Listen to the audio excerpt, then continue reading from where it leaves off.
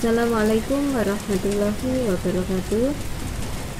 Jika pada video sebelumnya kita telah membahas sistem gerak pada manusia dan sistem gerak pada hewan, maka Asmagama pada kesempatan kali ini akan membahas tentang sistem gerak pada tumbuhan. Tumbuhan melakukan gerak pasif atau gerak tanpa mengalami perpindahan tempat. Gerak tumbuhan dipengaruhi oleh rangsang. Berdasarkan asal rangsang, gerak tumbuhan dapat dikelompokkan menjadi gerak autonom atau endonom, gerak esionom, dan gerak higroskopis. Gerak autonom atau gerak endonom. Gerak autonom terjadi akibat rangsang yang berasal dari tumbuhan itu sendiri. Contoh gerak autonom diantaranya gerak melingkar aliran sitoplasma dalam sel daun Hydrilla verticillata, serta gerak tumbuhnya akar, batang, daun, dan bunga akibat respon dari tumbuhan.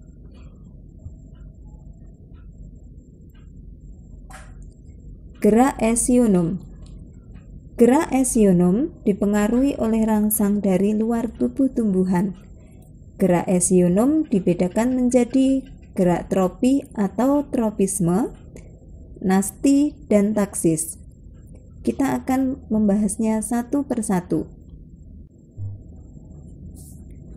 Tropisme atau tropi.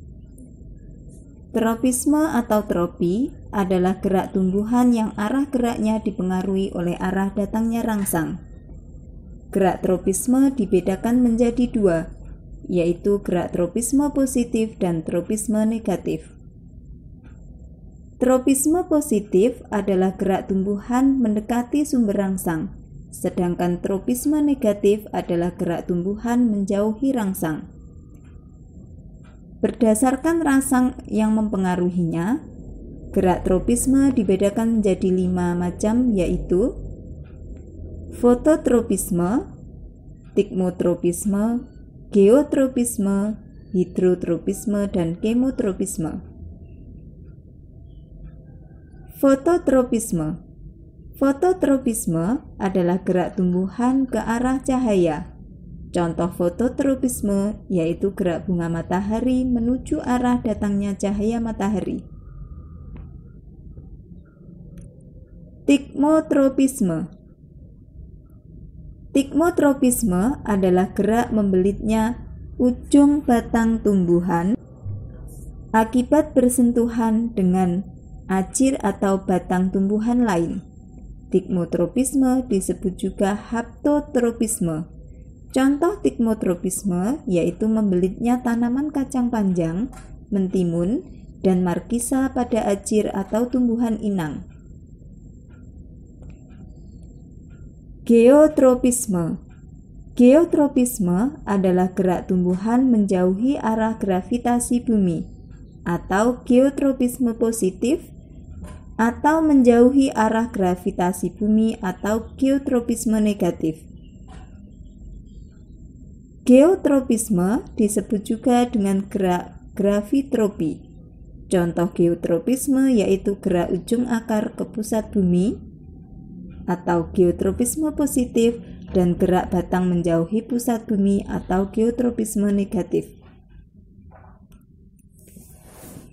Hidrotropisme.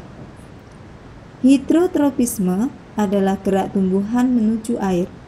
Contoh hidrotropisme yaitu gerak ujung akar menuju tempat berair.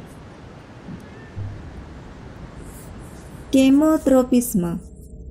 Kemotropisme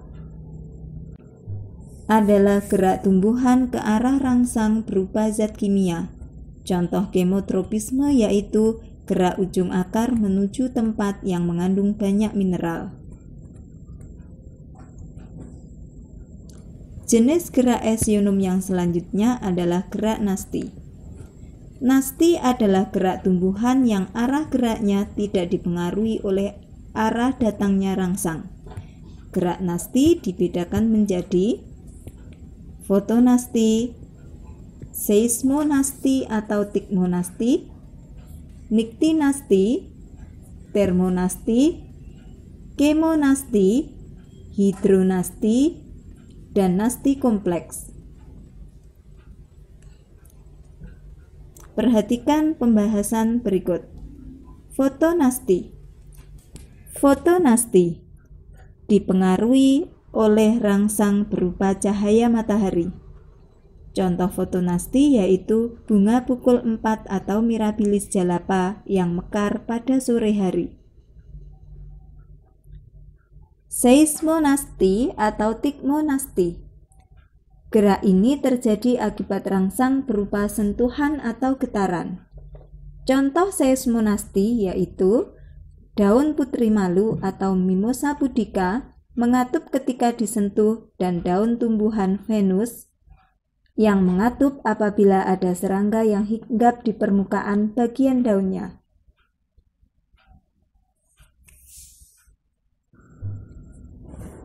Niktinasti. Niktinasti adalah gerak tumbuhan akibat rangsang berupa suasana malam hari. Gerak ini disebut juga gerak tidur. Contoh niktinasti yaitu daun petai Cina, daun kersen yang mengatup pada malam hari. Termonasti. Termonasti adalah gerak tumbuhan akibat rangsang suhu. Contoh termonasti yaitu bunga tulip yang mekar apabila suhu lingkungan naik dan akan menguncup apabila suhu lingkungan turun.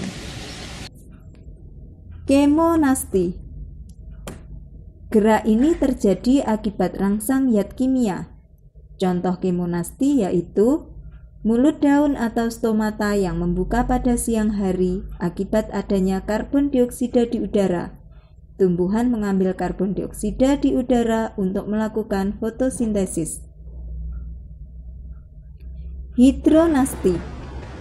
Gerak hidronasti terjadi akibat adanya rangsang air. Contoh hidronasti yaitu daun alang-alang pada musim kemarau menggulung untuk mengurangi penguapan.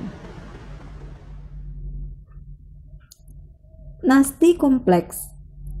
Gerak nasti kompleks terjadi akibat pengaruh beberapa rangsang, yaitu lebih dari satu rangsang. Contoh gerak nasti kompleks yaitu gerak membuka dan menutupnya stomata dipengaruhi oleh kandungan karbon dioksida, cahaya matahari, zat kimia, air, dan suhu.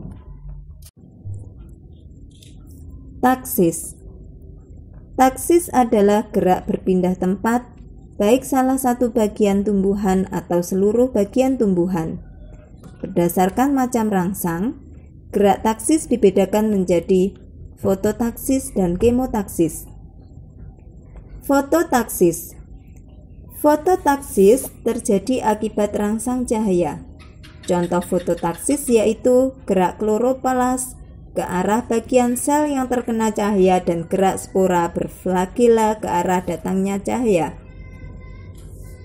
Kemotaksis. Kemotaksis terjadi akibat rangsang zat kimia. Contoh kemotaksis yaitu gerak spermatozoid pada tumbuhan lumut dan tumbuhan paku menuju sel telur di dalam archegonium.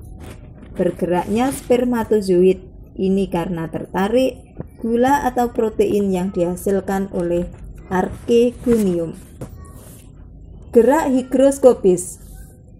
Gerak higroskopis adalah gerak bagian tumbuhan akibat adanya perubahan kadar air atau kelembapan di dalam sel sehingga terjadi pengerutan yang tidak merata pada sel-sel penyusunnya. Contoh gerak higroskopis diantaranya membukanya sporanium pada tumbuhan paku dan tumbuhan lumut, serta pecahnya kulit buah tumbuhan polong-polongan yang sudah kering.